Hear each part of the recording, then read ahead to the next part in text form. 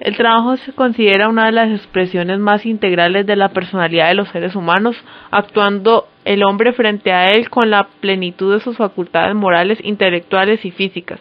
Mediante él ejerce o aplica las fuerzas del cuerpo y el alma en beneficio de producir algo útil o satisfacer una necesidad. Ciertos pensadores del siglo XIX llegaron a considerar que el ser humano producía valores de uso para otros seres humanos al depositar en diversos ingenios u objetos el trabajo propio, que es el que verdaderamente aporta valor a otras personas o al resto de la sociedad. Para efectos de esta exposición se explicará la relación de la responsabilidad empresarial entre los diferentes hechos históricos a tratar en esta ocasión y cómo estos afectaron la idea de la responsabilidad empresarial como hoy la conocemos. Revolución industrial. Para lograr definir y entender los aspectos fundamentales de la responsabilidad social empresarial es necesario remontarse al siglo XVII y la era de la revolución industrial, comprendida durante un espacio de regímenes prioritariamente monárquicos. El periodo comprendido entre la mitad del siglo XVII y principios del siglo XIX se caracteriza por lo que luego se conocería como la Revolución Industrial. Este periodo es importante para entender el origen de la RCE porque durante estos casi 200 años se gesta el mayor cambio socioeconómico, tecnológico y cultural en la historia de la humanidad desde el periodo neolítico. Lamentablemente, este cambio se caracteriza fundamentalmente por las inmensas brechas socioeconómicas que generó y que finalmente terminarían siendo una de las causas fundamentales para el periodo de las revoluciones burguesas, con su máximo exponente, la Revolución Francesa. A lo largo de la historia humana, en particular a partir de los cambios que impulsó la Revolución Industrial en el siglo XVIII, es posible apreciar cambios significativos en la relación del hombre con el planeta y dentro de su misma sociedad. Es así que la Revolución Industrial plantea cambios económicos, sociales y también ambientales. Aparecen las primeras fábricas modernas, se elimina la sociedad artesanal de la Edad Media y la esclavitud humana como tal es abolida. La organización de las primeras industrias representó la existencia de condiciones ambientales adversas para los trabajadores. Laboraban en talleres oscuros densamente cargados con nubes de polvo, humos, gases y vapores de los procesos de elaboración, donde hombres, mujeres y niños trabajaban por 12 o más horas diarias. La expectativa de vida de la población, fruto de los accidentes del trabajo y enfermedades profesionales, no era superior a los 30 años.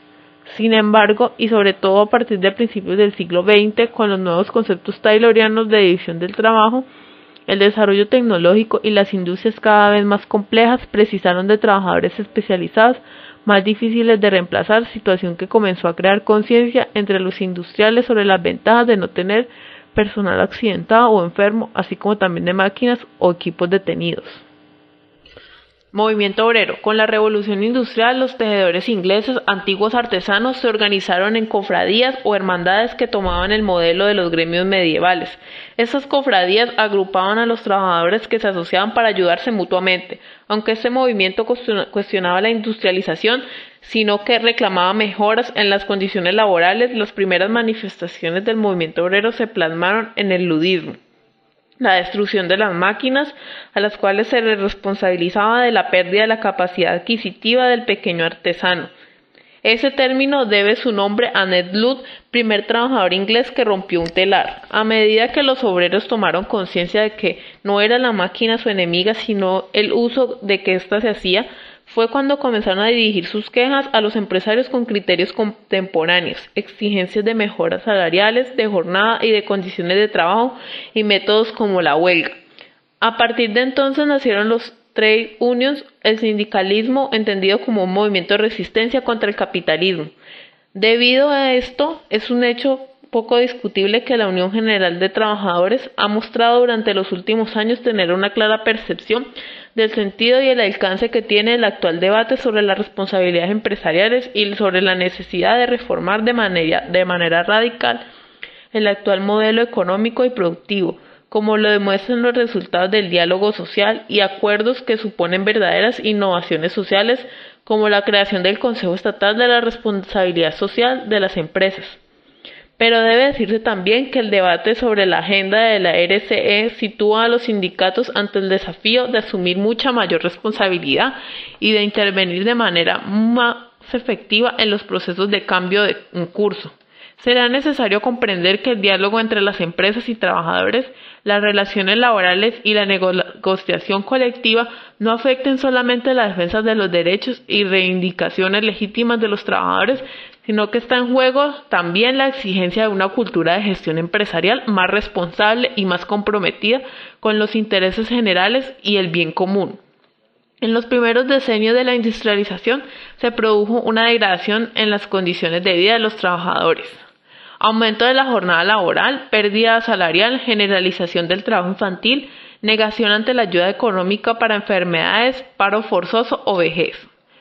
Para todo esto se crearon los sindicatos en los que se reunía la gente trabajadora de un mismo oficio para defender sus reivindicaciones mediante huelgas. Constituían sociedades de mutua ayuda, las cuales disponían de cajas comunes con capital proveniente de las cuotas de asociados.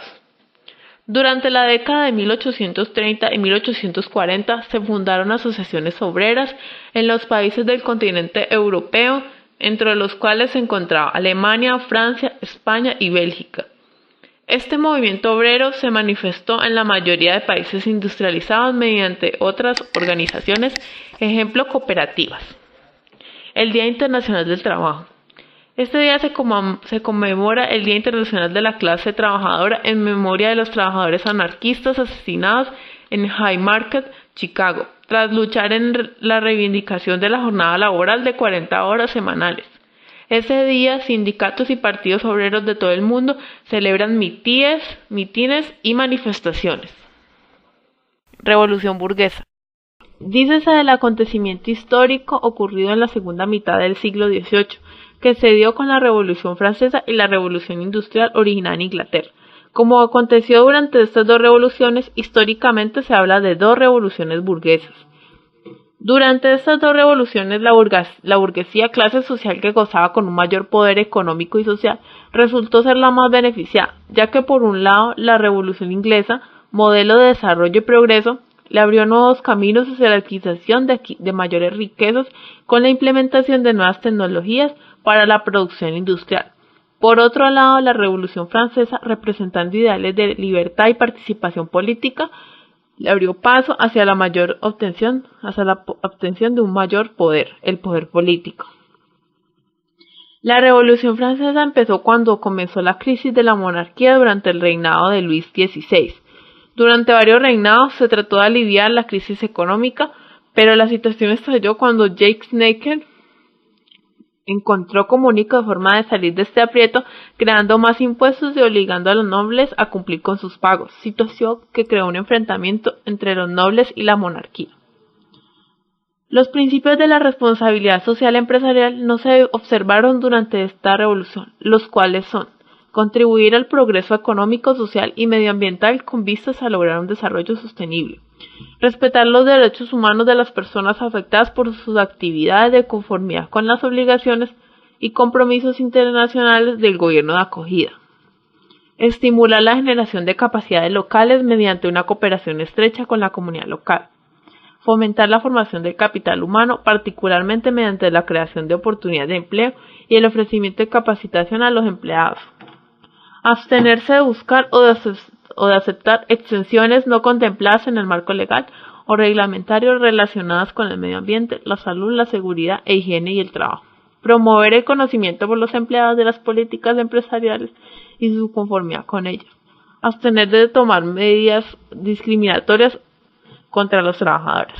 La responsabilidad social empresarial no fue uno de los principios de esta revolución, ya que lo principal era el enriquecimiento y la obtención de una mejor calidad de vida de los dueños de los medios de producción, sin la creación de políticas empresariales que beneficiaran a la comunidad en donde se encontraba la industria, ni brindar condiciones laborales de vivienda, salud o recreación de los trabajadores o sus familias.